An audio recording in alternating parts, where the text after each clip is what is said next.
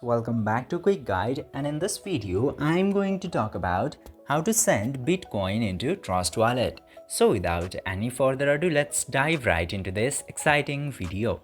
Now, in order to do this, you just simply have to open your Trust Wallet. And now after opening Trust Wallet, simply unlock it. And now after unlocking, this home page will be visible. Tap to this send button right here, and after tapping into send button, you can see all of the bitcoins if you have any. Now, if you don't have the Bitcoin, you can just simply tap to buy cryptocurrency and then tap to Bitcoin. Now, just simply purchase the Bitcoin, and after that, you can just simply select that Bitcoin and send it to the person who you would like to. This way, you can easily send Bitcoin from your Trust Wallet. I hope this video was informative for you. If yes, don't forget to like, share and subscribe to the channel to never miss another update. Thank you for watching the video.